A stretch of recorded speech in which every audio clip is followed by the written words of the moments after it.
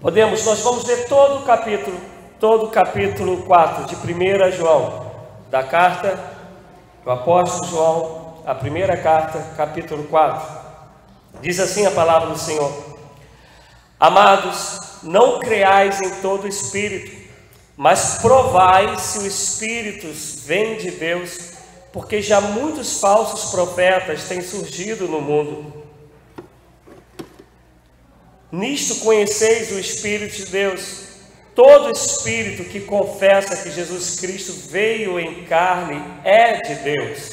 Aqui eu quero abrir só um parênteses. Quando João, ele escreve Jesus Cristo, é porque Cristo significa Messias, enviado, prometido.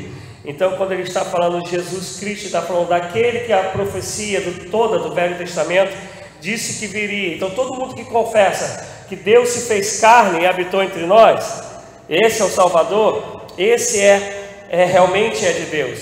Mas todo espírito que não confessa a Jesus não é de Deus. Este é o espírito do anticristo, do qual já ouviste que há de vir, e agora já está no mundo. Filhinhos, vós sois de Deus, e já os venceste, porque maior é o que está em vós do que o que está no mundo.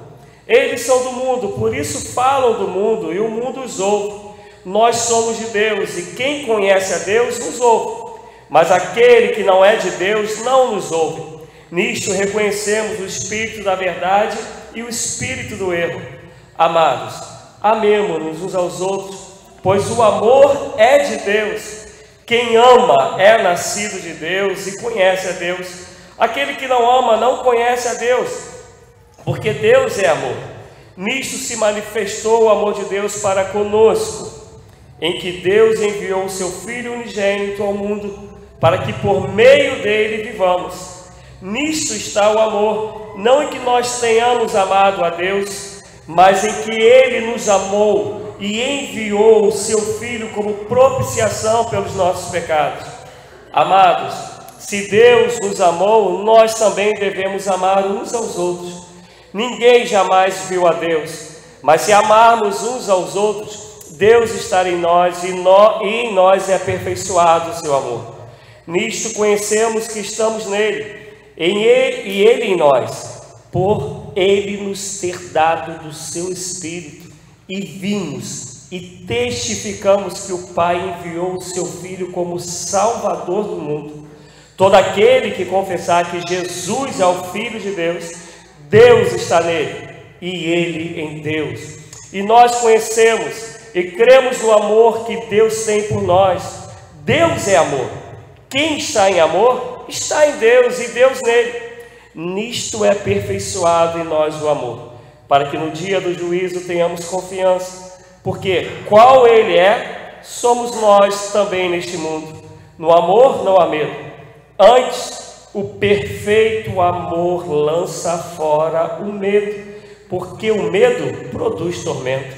Aquele que teme não é aperfeiçoado em amor. Nós o amamos, porque ele nos amou primeiro. Se alguém disser, eu amo a Deus, e odiar seu irmão, é mentiroso. Pois aquele que não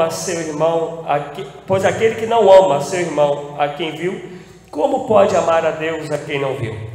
E dele temos este mandamento, que quem ama a Deus, ame também a seu irmão. Vamos orar? Senhor, eu quero te render graças, porque temos mais um dia de vida, mais um dia onde o Senhor nos possibilita a oportunidade, o privilégio de termos sentimentos, de trocarmos sentimentos. E o meu desejo é que reine sobre nós o sentimento amado amor, mas não amor segundo o conceito desse mundo, mas o amor segundo o Espírito de Deus que habita em nós. Graças te damos, porque dentro desse amor nos reunimos nessa manhã, para te render graças pelo 20º ano da Igreja Metodista em Curicica, para te render graça pelas nossas próprias vidas, para te render graça pela comunhão, para te render graças pela tua palavra, Senhor Deus, que tem liberdade para operar em nós e fazer aquilo que lhe apraz. Graças te damos por esse dia. E meu desejo é que de fato se cumpra isso, que eu seja um instrumento e a tua palavra possa produzir aquilo que o Senhor deseja que ela produza no dia chamado hoje. Eu oro que assim seja, no nome santo e poderoso de Jesus. Amém. Amados, quando nós estávamos reunidos para saber o tema deste ano para o aniversário da igreja, e aí o irmão Armando, ele opinou, 20 anos de amor e serviço. E é óbvio que eu só conheço a igreja metodista em Curicica de 1 ano e meio, atrás, de 1 ano e meio atrás para cá. E a gente, pelo que a gente também sabe, hoje a igreja Curicica não é a igreja Curicica que começou, que quando começou na casa da irmã Adélia. E fora isso, nós tivemos muitas pessoas que entraram e saíram, que já não estão mais no nosso meio. Então, enquanto comunidade, eu posso dizer que algumas igrejas metodistas Curicica se fizeram existir dentro desse endereço, Rua Marilena 27. Então eu não posso dizer muito como que foi antes, eu posso dizer realmente sobre agora, qual é a igreja metodista de Curicica que está se reunindo e está a serviço de Deus na Rua Marilena 27, Curicica, Jacarepaguá, Rio de Janeiro, Brasil, planeta Terra, essas coisas assim. E eu lembro que há um tempo atrás eu fiquei quase um mês pregando sobre ser uma igreja relevante. Não sei quantos que vão lembrar, mas dentro disso eu falava que a igreja que não é sal da terra, ela para nada serve, a não ser para ser lançado fora e pisado pelos homens. A igreja que não influencia fora das 4 paredes, ela é tudo menos igreja do Senhor Jesus. E o interessante é que ontem eu conversava com uma determinada pessoa, e dentro da que a gente estava falando do que é instituição, quer seja instituição metodista, Assembleia de Deus e Batista, eu estava conversando com essa pessoa e estava contando de uma das conversas que eu tive no ano passado com o nosso bispo, Paulo Rangel, e eu falava para ele que eu não sou, por favor, deixa eu acabar o pensamento para vocês não me julgarem, tá? Eu falei assim, eu não sou metodista, eu sou cristão, com o chamado pastoral do Senhor, servindo a Deus através da igreja metodista. E aí eu vou explicar o que eu expliquei para ele. Porque a instituição, ela tem que ser o caminho para que a obra de Deus seja realizada. Ela tem que ser o canal, ela tem que ser o meio para corroborar, para cooperar, para contribuir, para que a obra de Deus se realize através da comunidade implantada nesse lugar. E enquanto aquilo que eu creio e também o que me agrada, eu cumpro esse chamado na igreja metodista, que ao meu ver com respeito a todos, ao meu ver, a igreja, da minha concepção, mais equilibrada entre dons e palavra de Deus, entre poder e oração e estudo da palavra. E é uma igreja que não nasceu ontem, Temos uma história grande, só no Brasil são 150 anos. Mas no momento que toda e qualquer instituição ou qualquer regra e norma, ela falar mais alto do que o chamado de Deus em nossas vidas, do que a palavra de Deus em nossas vidas, a instituição ela não serve mais para nada, porque a palavra, o chamado de Deus é o que tem que ter valor. E o grande problema da gente é que normalmente nós temos facilidade para nos institucionalizarmos, para irmos pegar um jeitinho das regras, das normas, da instituição, das ordens, dos cânones, das programações, e nos apegamos a isso. Hoje, agora de manhã, eu conversava ali com o Lucas, Eu falava que eu não consigo entender muito. Eu, Rogério, por favor, a opinião minha, eu conversava isso com o Lucas, que é o SD dos jovens aqui do distrito de Campo Grande, ele mais o Carlos, que hoje está no Jardim Oceânico, do distrito de Jacarepaguá, do distrito de Jacarepaguá, ele e o Carlos. E eu estava contando para ele que eu não consigo entender muito como um SD num distrito ele não é o presidente dos jovens na igreja local. Para mim, Rogério, isso é um pouco desconexo. E eu vou explicar o que eu quero dizer. Eu quero dizer que para mim, nós nos apegamos tanto a algumas normas e não entendemos muito aquilo que é de fato essência, que é fazer a obra de Deus acontecer. E aí, quando a gente se acostuma com a instituição, é o que eu conversava com o Lucas, a gente estava ali parado, conversando sobre a instituição, e não conversando de fato sobre o reino, sobre sair, sobre evangelizar, sobre pregar, sobre testemunhar. Paramos ali embaixo do café e estávamos falando de instituição, em momento nenhum, e aí eu me coloco como culpado nisso, nós falamos sobre Jesus, falamos sobre ganhar vidas, nos apegamos para falar sobre instituição. E o grande problema da gente é esse. Nós nos acostumamos com a instituição, nós nos acostumamos com as regras de virmos para a igreja, cumprirmos um cartão para ser batido e deixamos de viver o amor de Deus. E eu vou explicar melhor o que eu quero dizer. O dia que nós vivermos de fato o amor de Deus em nós, em primeiro lugar, vamos deixar de ter medo de amar. Nós lemos aqui em João, no versículo 20, fala que quem ama, quem não ama seu irmão, a quem vê, não tem como amar a Deus a quem não vê. No versículo anterior ele vai dizer que o verdadeiro amor lança fora todo medo. E aí às vezes a gente lê esses dois versículos e a gente não consegue entender muito, e eu quero me ater mais a eles, porque a gente falar que 20 anos de amor e serviço, a gente tem que entender que esse amor é real entre nós, e mais ainda que ele é real de nós para os que estão lá fora, a ponto de nós fazermos serviço. E aí a gente poderia pegar como serviço esse exemplo, uma cesta que não está cheia, porque nos falta serviço. Volto a dizer, estou falando de 1 ano e meio para cá, que é o tempo que eu estou em Curitiba. Sobre amor, e esse verdadeiro amor lança fora todo medo.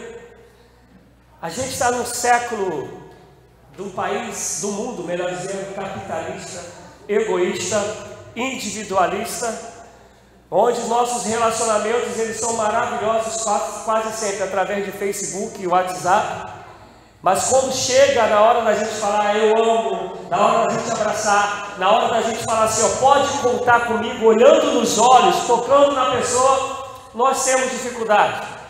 E a maior parte das nossas dificuldades é a seguinte: eu tenho medo do que o outro pode depois fazer comigo, se ele pode me frustrar, se ele pode me decepcionar. Eu tenho medo de me dar e tomar uma pancada depois. Eu tenho medo de fazer e não ser entendido. E eu quero te dizer que se você reage assim, pensa assim, vive através disso, você ainda não conheceu o verdadeiro amor. E eu vou melhorar isso para vocês entenderem o que eu quero dizer. Quantos aqui são pai e mãe? Você tem medo de se relacionar com seu filho? De se dar ao seu filho? De se entregar ao seu filho? Você, quando ama, tu estás preocupado de como ele vai reagir com o amor que você dá a ele ou a ela? Não tem preocupação. Tu não está preocupado se ele vai te julgar. Tu não está preocupado se ele vai gostar. E pai e mãe então são muito engraçados, né? Normalmente quando pai e mãe não perguntam aos filhos, principalmente quando chega na adolescência, né? O presente que o filho quer ganhar, normalmente o pai erra. O pai e a mãe pensam, não, esse vai ser o melhor. E quando dá, aí tem aquela reação meio assim do filho, né? Que aceita carinha, pai, mas sabe que vai botar ali no cantinho. Mas o pai não pensa nisso. Aí tem um montão de filho rindo aí, né? Mas o pai não pensa nisso. O pai, ele quer dar, ele quer amar, ele quer se entregar. Quando eu digo pai, por favor, entenda pai e mãe. Por quê? Porque isso é o verdadeiro amor. Amor que é amar e acabou. Amor que é se dar e acabou. Amor que é se lançar e acabou. Amor só quer amar. O grande problema da gente é que a gente tem medo porque a gente ainda não entendeu o que é o verdadeiro amor. Quando João começa a falar, ele vai dizer que Deus entregou a Jesus Cristo por amor. E minha pergunta é, nesse Deus que entrega Jesus por amor, quantas vezes eu e você decepcionamos a Deus todos os dias? Quantas vezes, muito lá fora, continuam virando as costas para Deus todos os dias? Mas ainda assim, Deus amou o mundo de tal maneira que deu seu único Filho, para que todo aquele que nele crê não mais pereça, mas tenha vida eterna. E todos os dias Paulo vai dizer que quando nós pecamos, nós tornamos a crucificar a Cristo. Paulo está dizendo o seguinte, vocês colocam Cristo na cruz de novo, para que Ele morra de novo por você, passa tudo, para que tu te arrependas e tenha os perdões perdoados e de novo experimente o amor dele. Mas todos os dias nós estamos vacilando com Deus, e ainda assim Deus continua sem medo e continua te amando e falando: filho meu, filha minha, venha que eu te amo, venha para os braços do Pai, se arrependa dos seus pecados, se entregue a mim. Todos os dias Ele não tem medo de investir em amor sobre a minha vida e sobre a tua vida. E o que Ele fala assim: se tu conheceste de fato a Deus, se Deus é Deus de fato da tua vida, tu vais viver assim, amando ao teu próximo, porque quem não ama o seu próximo não conhece a Deus. E é impossível você amar com medo. É impossível. A gente está cansado de ouvir, principalmente como pastor, pessoas que dizem assim: eu me entreguei totalmente ao meu relacionamento e me arrebentei. O outro ou a outra não era aquilo que eu esperava. E aí eu vou contar alguma coisa para você que talvez você não goste de ouvir. Quem ama não espera nada de troca, porque aí se chama barganha, se chama negócio. Quem ama tem a felicidade em dar o seu amor ao outro ou à outra. Amor não tem a ver com troca. Se no relacionamento houve a troca, louvado seja o nome do Senhor, vocês serão felizes para sempre. E é o que Deus espera de mim e de você, que nós o amemos como Ele nos amou. Mas aqui João está dizendo que nós só o amamos porque Ele nos amou primeiro. O grande problema da gente é que a gente diz que ama, mas não se envolve. A gente diz que ama, mas não se entrega. A gente diz que ama, mas não se relaciona. A gente diz que ama, mas não se preocupa com o outro. E aí eu fiquei pensando: meu Deus, como eu vou falar de amor, como a gente tem o tema amor e serviço, se isso não for de fato uma verdade sobre nós? E vocês me perdoem, com muito carinho eu digo, eu acho que a gente está muito longe disso. Porque se tivéssemos pelo menos um pouco perto, nós não teríamos uma cesta vazia. Porque você já sairia de casa, eu já sairia de casa pensando no próximo. Não conseguiria chegar aqui sem dizer assim: eu tenho que levar algo para a cesta que vai socorrer uma família que está com dificuldades. Se você de fato e eu pensássemos no amor que corresponde, deságua no serviço, nós não teríamos tanta dificuldade em realizar as coisas na igreja. Porque entenderíamos que primeiro estamos fazendo para a glória de Deus, é para o Senhor, por amor a Deus. Mas também teria que estar intrínseco dessa compreensão que eu só amo a Deus se eu amar o próximo. E se eu amo o próximo, eu vou fazer o meu melhor para a obra de Deus, porque isso é para alcançar as outras vidas. Quer seja no aniversário da igreja, quer seja 365 dias por dia, no que for, no ano, 365 dias no ano, no que for. Porque a gente está fazendo o melhor por amor a Deus e por amor ao próximo. Mas como a gente tem dificuldade, há coisas que a gente vai fazer no meio da igreja, que a pessoa fala assim: disso eu gosto, eu vou entrar. Aí há uma outra coisa que é o outro que gosta, ele fala: nisso eu vou colocar a mão. Então na verdade não tem nada a ver com o teu amor para com o próximo, é o teu amor para contigo mesmo, que só está fazendo aquilo que te agrada, só está fazendo aquilo que te faz bem. Isso não tem a ver com o reino de Deus, isso tem a ver com religiosidade, isso tem a ver com egoísmo, isso tem a ver com a tua própria satisfação. E o meu desejo é que esse slogan, que é o primeiro dia do aniversário da igreja, é dia de celebração, E aí talvez vocês falem, pastor, caramba, que celebração é essa? Uma palavra dessa no dia de festa. E eu vou contar um testemunho para vocês, que é a história. Quem puder, leia o livro sobre Jokul. Senhor, pode falar, estou ouvindo. Do livro escrito por Loren, que é o autor, que é o homem que Deus levantou com 9 anos de idade. Deu a primeira revelação a ele sobre Jokul. Quem não conhece Jokul, jovens com uma missão. É uma missão sempre esqueço esse nome, denominacional, que só trabalha de adolescente até jovem. Embora hoje eu tenho os velhinhos está no meio disso, como o irmão Alessandro, que lembrar o carequinha que esteve aqui pregando pra gente lá fora. E Loren, ele diz que um dos sonhos, Deus tinha dado uma revelação a ele, que eles seriam um navio.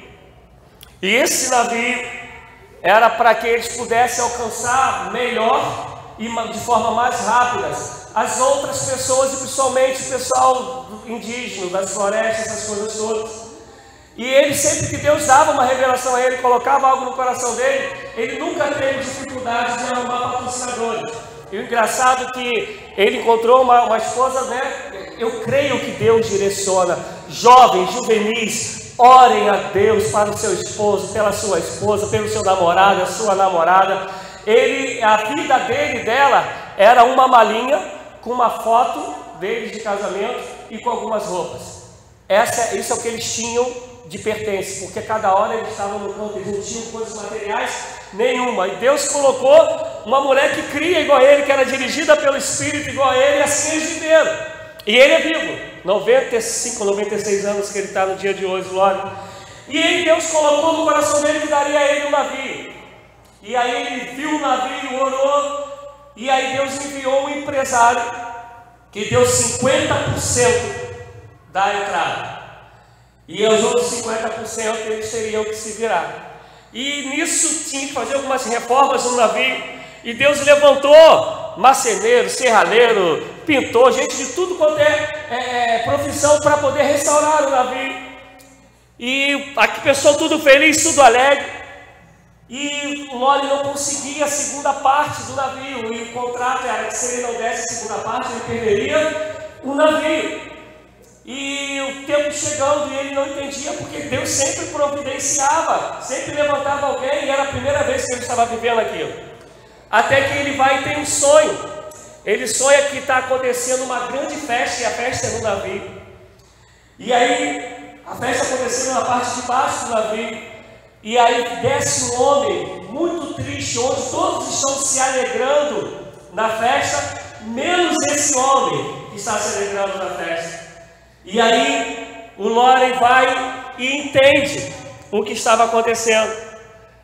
Chega o dia da data do pagamento, o Loren não tem o dinheiro para pagar. E aí ele tem que explicar ao empresário que deu 50% de um navio. E que ele tinha perdido o dinheiro e não tinha um navio. E ele vai lá para o orelhão e liga para o cara e explica para o cara. Mas quando ele explica para o cara, ele fala o seguinte para o empresário: Deus me mostrou qual foi o nosso erro. Nós estávamos mais felizes com o navio do que com o chamado de Deus através do navio. Nós nos alegramos mais, colocamos mais no nosso coração sobre a possibilidade de ter um navio do que aquilo que a gente poderia alcançar através do navio. O nosso coração perdeu o foco. E quando Deus está no negócio, é tremendo. Vocês podem ler o livro. Ele fala que o empresário do outro lado no telefone fala assim: ó, se o meu dinheiro serviu para que vocês aprendessem isso, louvado seja Deus. Passa o tempo. Ele não consegue só um navio, ele consegue um navio e levanta uma faculdade, onde se preparam os missionários até o dia de hoje, lá no Havaí, para onde minha filha fala que é o sonho dela aí para fazer treinamento para Jokul lá. O que eu estou querendo dizer é que a festividade ela só tem sentido se for para glorificar o nome do Senhor. A festividade ela só tem sentido se nós vivermos de fato o Evangelho de Senhor Jesus Cristo. A festividade ela só tem sentido se Deus for o centro. E centro em Deus é viver no amor que se doa, no amor que dá fruto, no amor que faz serviço dentro e faz serviço fora, sem medo, compreendendo o que tu estás fazendo por Deus, porque Deus te amou primeiro, tu amas o outro. Eu não estou aqui, por favor, amados, falando que, olha, eu sou contra aquelas pessoas que tu tem mais afinidade. Isso é loucura. A própria Bíblia vai falar que Jesus tinha um discípulo, que é esse que escreve aqui, que ele reclinava a cabeça no peito. Tem aqueles das afinidades, mas a afinidade maior com empatia, não quer dizer que eu não vou me dedicar a outro, que eu não vou me preocupar a outro, que eu não vou amar o outro. Igreja só é igreja se vive no amor. Eu vou contar algo aqui para vocês que eu acho que eu não devia contar. Nós ajudamos uma determinada família aqui. Eu dei o aval para ajudar a família. Ajudamos economicamente. Entre algumas coisas, ajudamos economicamente. Passaram-se já quase, tem o que? 8 meses, 10 meses isso? 7 ou 8 meses. Né? A pessoa, além de ter desaparecido da igreja, parei de escrever para ela, ela não fala sobre ressarcir ajuda econômica, entre algumas ajudas que nós demos. E as pessoas que sabiam disso, eu falei assim, amados, quando a gente faz, a gente tem que compreender que a gente faz é por amor. Se o que a outra pessoa vai fazer com esse amor que ela está recebendo, é entre ela e Deus. Tomamos uma volta, e eu principalmente como pastor, que fui o que dei o aval. Mas a minha esposa, ela é testemunha disso, que não é a primeira volta que eu tomo. Há um tempo atrás entrou uma pessoa aqui, e aí eu e Leomar fomos lá para o gabinete com ela, e a irmã contou uma história, que tinha que sair da favela, que o marido dela tinha sido rolado em volta, né, no pneu, e tacaram fogo, que queriam, e o filho dela também já estava baleado e tal. Ela, não, pode ligar aqui para tal pessoa. Liguei, a pessoa atendeu, e Leomar é testemunha disso. Éramos eu e ele. Eu tinha R$100 na minha carteira, lembra disso, Leomar? Era o que eu tinha. Eu peguei os R$100 e dei a ela, e ela disse que precisava, acho que de 150, não era isso? E aí eu dei o meu nome para ela ir lá na Nova Vida. Leomar foi com ela para ver se conseguia a diferença. 300? Era 300?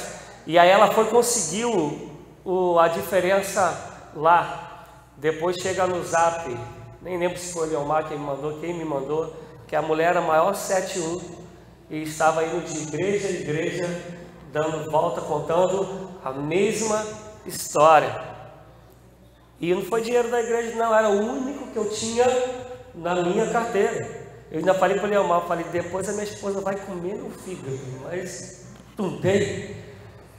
Por que eu estou contando isso para vocês? Que se o outro é 7-1, se o outro não quer ser amado, ele que está perdendo. O problema está nele, não está em mim que amo, não está em você que ama. Porque nós somos chamados para ser imagem e semelhança do Senhor. Somos o bom perfume do Senhor nessa terra. Se somos o bom perfume, o perfume que tem que exalar de mim e de você é o amor. E esse amor se preocupa, esse amor se dá. Esse amor te faz orar à noite por alguém. Esse amor não faz você estar contente, estar feliz com o sofrimento do outro. Esse amor não quer o mal daquele que te faz mal, porque a Bíblia diz, não pague o mal com o mal, mas pague o mal com o bem. Foi aniversário do pastor Daniel Adão, anteontem, eu acho. Ontem, só tem meio perdido. E aí, eu mandei o áudio para ele, falei, ô negão, vou te ensinar a ser cristão, hein? Não vou pagar o mal com o mal, vou pagar o mal com o bem. Claro, gente, brincando, né? Vocês conhecem a amizade que eu tenho com ele. Vou te pagar o mal com o bem, porque no meu aniversário você não me parabenizou, mas estou aqui, ô negão, te parabenizando. E agora vou esperar o convite teu para eu poder ir em Minas comer queijo. E estou contando isso para dizer que o chamado do Senhor, para mim e para você, é amar. Não é retribuir o veneno do outro com o seu veneno.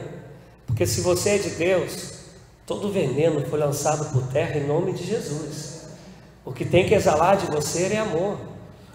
Você não tem que tratar o outro por causa de uma consciência tranquila. Eu pregava, nem lembro mais se foi aqui ou se foi lá no Itacuruçá, e Marcinha falou que eu já tenho que terminar. Eu pregava, acho que foi em Itacuruçá, e dizia que nós podemos fazer o bem sendo maus. Sim ou não? Sim, amados? Nós podemos fazer o bem sendo mal, por isso, principalmente se esse bem nos levar aonde nós queremos, que é a jogada de interesse. Haja vistos corruptos que nós temos aí nos governos.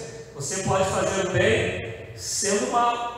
Fazer bem não significa que você ama, mas é impossível você amar e não fazer o bem. É impossível você amar e não fazer o serviço. É impossível você amar e não querer que aquele perdido lá fora seja resgatado. É impossível você amar e querer discórdia, e querer causar intriga entre os irmãos, entre a sua família, entre o seu trabalho, onde quer que seja. É impossível você amar e não ter compaixão. É impossível você amar e não olhar o outro com bondade, benignidade, longanimidade. É impossível você amar e não exalar de você, não praticar o perdão. É impossível você amar e se sentir pobre e coitado, porque o verdadeiro amor lança fora todo o medo. O meu desejo é que nessa manhã que a gente inicia essa festividade, onde está lá 20 anos de amor e serviço, isso seja uma realidade entre nós, e seja uma realidade através de nós, que faça com que nós nos preocupemos em amor uns pelos outros, e que juntos façamos a diferença lá fora, fazendo serviço, se entregando, se dando. Eu raramente vejo a Globo, né? O que eu mais vejo na Globo é jornal. E ontem eu estava nos meus pais, eu fui fazer o exame da ressonância do meu joelho, a ressonância magnética, e foi lá em Campo Grande. Aí eu estava lá nos meus pais e acabou o jogo. Veio lá o caldeirão do Hulk. E aí era umas coisas lá de resposta, perguntas e respostas que vale 1 milhão. No final, começou com uma menina, vou terminar com isso, estava assim, em nome de Jesus. Acabou uma menina, que era um negócio de 30 mil, e veio um jovem, 21 anos, cristão. Até o ano passado o cara era jogador. Estava esqueci o nome, Novo Horizontino, eu acho. Disputou o Paulista na Série A, goleiro. Mas há 1 ano e pouco que ele está sem clube e trabalhando de servente de pedreiro. E ele, lá do Chapadão, não sei o que conhece, lá de Goiás, lá dentro mesmo, lugar bem sertão. E o garoto, ele é evangélico. E ele está ainda, né, morando de favor na casa de um irmão, um jovem, e a irmã dele até então, que ontem ele ganhou 50 mil, então acho que ele aliviou a irmã, porque a irmã que estava bancando a faculdade dele, está fazendo fisioterapia. Mas o que eu quero chamar a atenção foi uma coisa que o Luciano Huck perguntou: você mora onde? Aí, eu moro no apartamento do irmão da igreja, do amigo da igreja. E o Luciano perguntou para ele: mas você ajuda, você paga aluguel? Ele: não, eu não tenho como ajudar. Aí o Luciano: mas como que você faz então? Ele: não, esse irmão, ele fez um propósito com Deus, que o dia que ele tivesse a casa dele própria, ele pudesse ajudar alguém, ele o faria. Então ele entende que eu sou a resposta da oração dele a Deus, para ele poder estar me ajudando. Consegues entender isso? Falando de jovem, um jovem que diz: Senhor, eu preciso de alguém para eu ajudar. Eu quero que esse meu amor, que essa bênção que eu tenho, alcance outra pessoa. O garoto mora lá e não paga nada. Primeiro porque não tem, mas o principal não é porque não tem, é porque o dono da casa falou assim: você é a resposta das minhas orações. Eu falei para Deus que quando eu tivesse, eu queria ajudar alguém, e você é esse alguém que Deus enviou. Eu creio que Deus continua derramando o amor, porque eu creio que Deus é amor, e meu desejo é que isso alcance a gente, não só hoje, mas todos os dias até a volta de Cristo Jesus. Amém? Te convido a ficar de pé, se você desejar. Se de alguma maneira essa mensagem falou ao teu coração,